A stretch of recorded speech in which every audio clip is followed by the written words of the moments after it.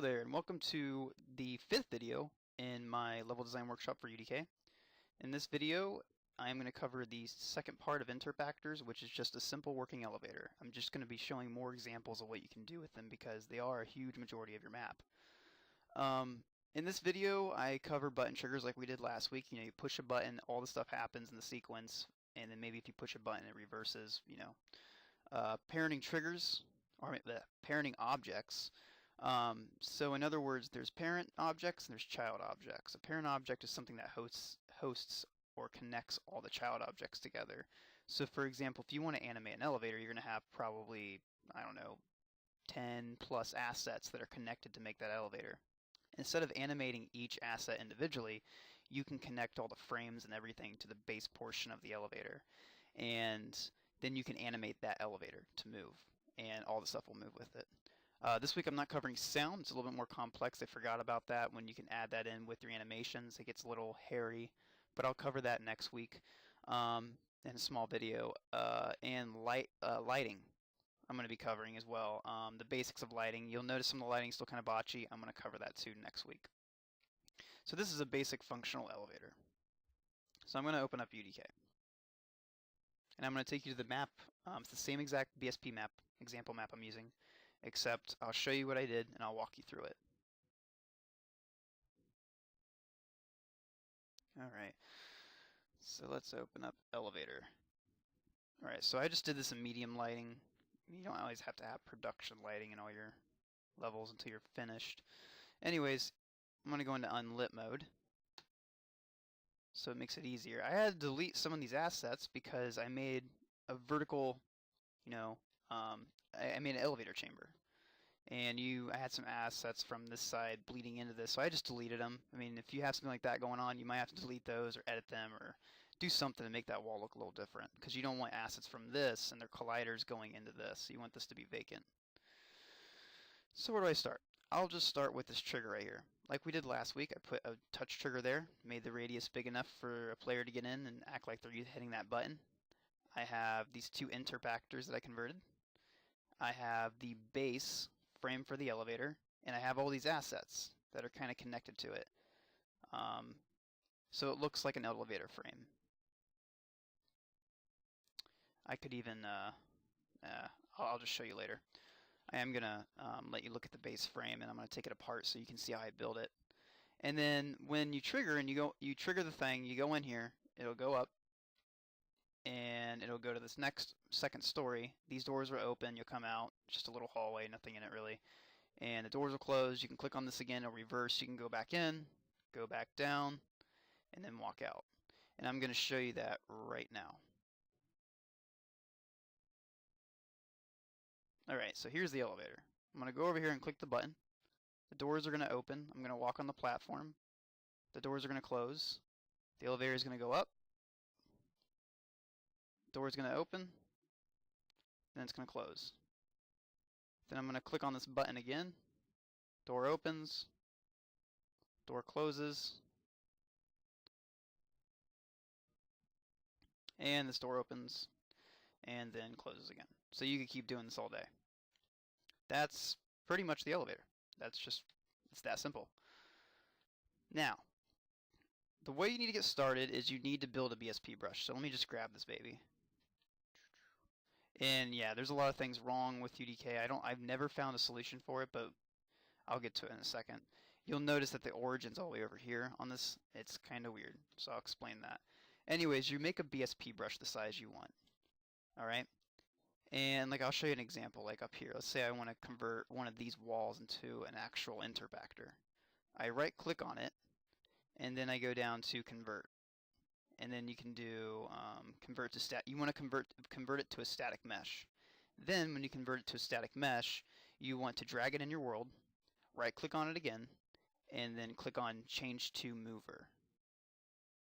So let's see. Let's say that you made this into a static mesh, okay? This BSP brush right here. And now it's in your content browser.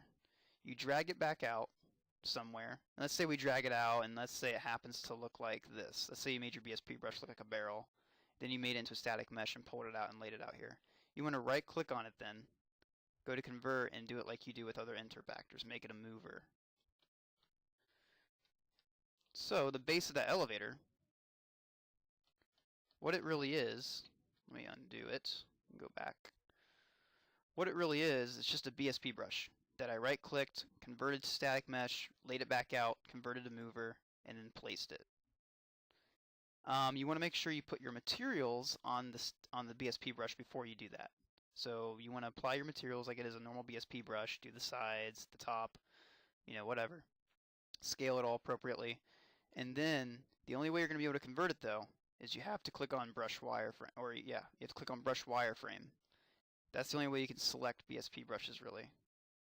See how like I'm doing it right now? So yeah, make sure you go into brush wireframe after you have your BSP brush made, click on it, convert static mesh, pull it back out, right click static mesh, convert to mover.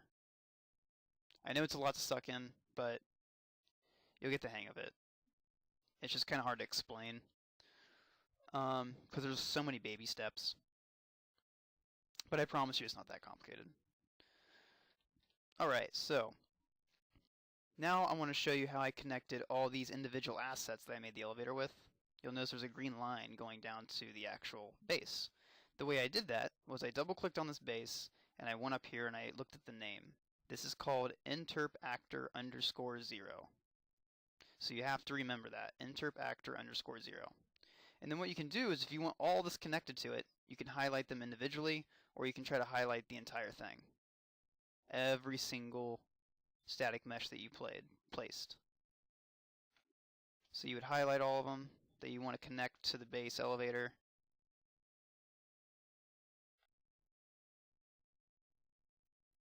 Make sure you have them all selected.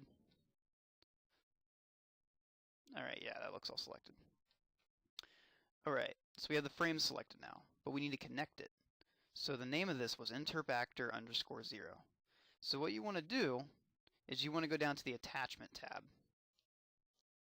after you click F4 for the properties, for these. And you want to go down to Base.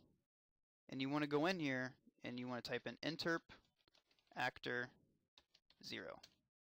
And then it'll actually find it in the content browser and put it in there. And when you're done, click Enter, and then you can exit out. If you did it correctly, you'll notice there's a green line. If you click on each asset, there's a green line coming from that asset. And you'll also see the text in here. Now, when you move this individually in the editor, it won't move with it. But if you animate it, these will go with it. So that's how you attach objects. Now for a light, this right here is a movable light. You'll notice because there's two other like silhouettes of lights around it. Where if you look at this is just a single point light. You want to attach a light, because I attached this light to these fluorescent lights. Because when you go up the elevator shaft, you'll notice that the light follows you. So you want to keep that lighting. You don't want it to just stay down here while you go up and it's really dark. The way you do that is you put an existing light right there like that. And you right click on that light, go to Convert Light, Point Lights, or you can use Spotlights, Point Lights, and you want to do Point Light Movable right here. When you do that, it'll change into this. Then you can double click on that or click F4 and do the exact same thing with attachment. Attach it to the base of the elevator. And then you should have all this stuff attached. So when you go to animate this bad boy, all this stuff is going to move with it.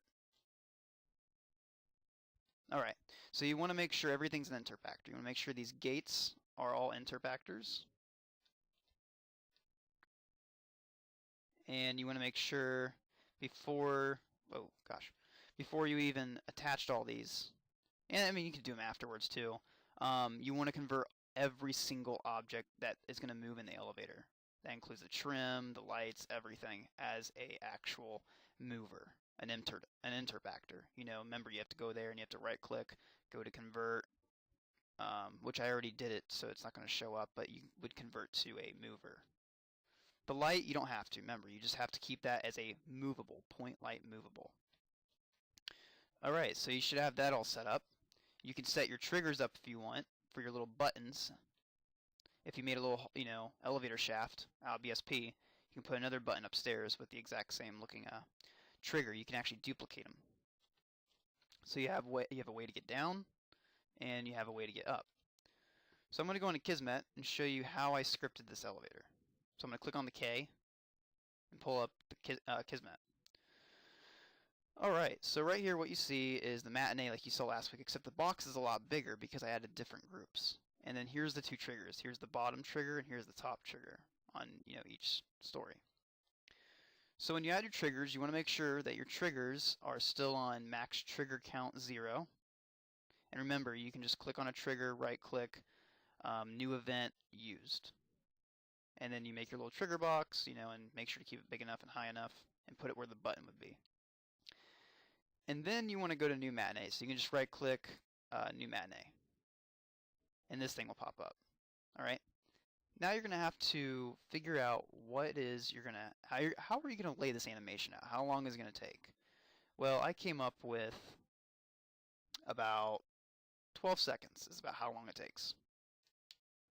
So, what you do is, I like to keep it organized, and I don't think there's any other way, is you want to make groups. So I made a group. You want to right click, add new empty group, and I typed in door left bottom, which this is on the left side on the bottom floor. The next group would be door right bottom. So here's door right bottom. Here's elevator, which is this bad boy in here. Remember, and everything's connected to this, so this will highlight. And then if you go upstairs, there's door right upper, which is this one, and door left upper, which is this one.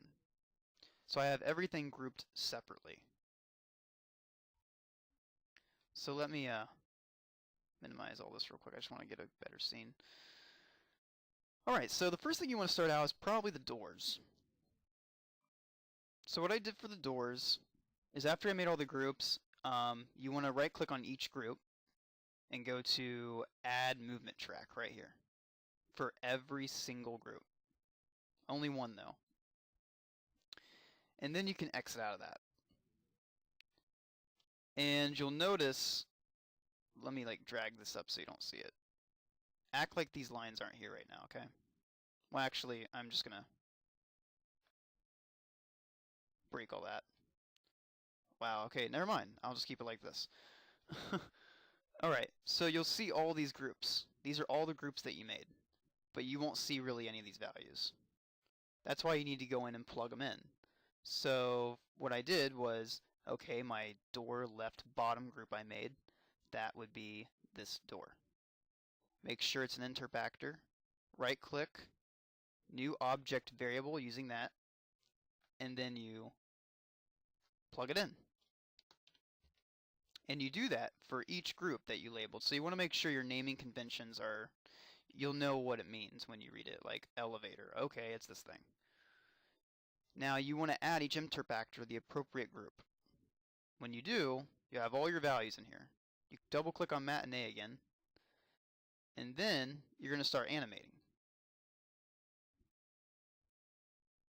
So you want to make sure your snap's on, and you want to look at your first keyframe for this door. So door left, here's door right. You'll know they share the same keyframes because you want them to open simultaneously. So I started with the left door, and I said, okay, I want to start it out by being closed. So there's one keyframe. The next keyframe is when the door opens. So what I did is I dragged over my bar, I clicked on add keyframe up here, and then I animated that. And then I also went down to this one right here, clicked on this movement track, and did the exact same thing. I have it closed, added a keyframe, and then I ended up animating that as well.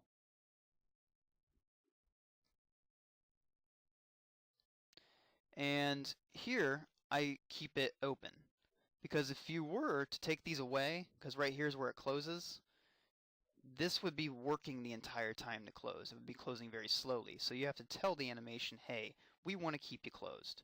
So here's where it closes, and it's still closed to here, so it's not moving at all. So close, open, stay closed, stay closed, stay closed, stay closed, stay closed. Okay, we're here now. Open or close.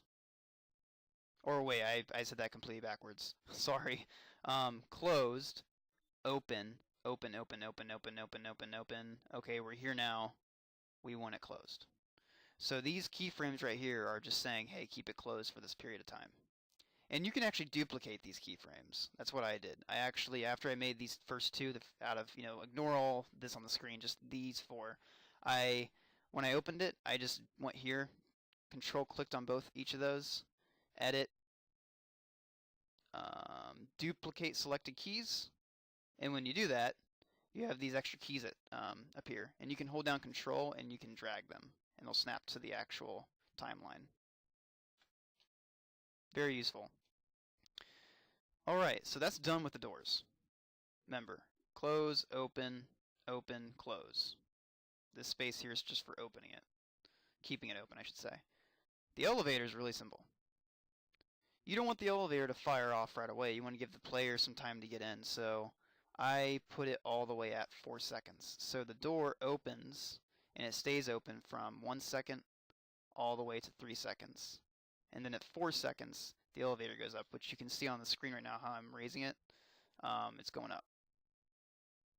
And all I did was add a keyframe, clicked on the elevator, clicked on its keyframe after I added it, and then I dragged up, which, keep in mind, the origin sometimes gets kind of screwed up, pardon my language, and you have to drag on the z-axis, you have to drag up, and I don't know how to fix it after you change it, but you'll just have to work with that. But you have to drag it up, you have to animate it, and then add a keyframe when you want it to stop. So I stopped it about right there, which if you go up here, I stopped it right there.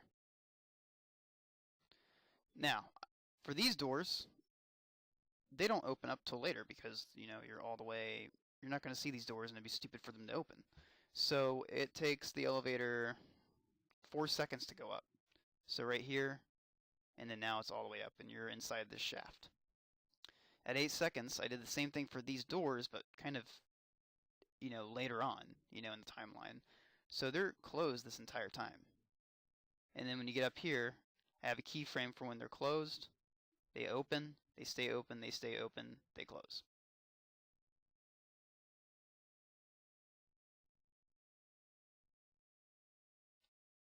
I know this is a lot to take in.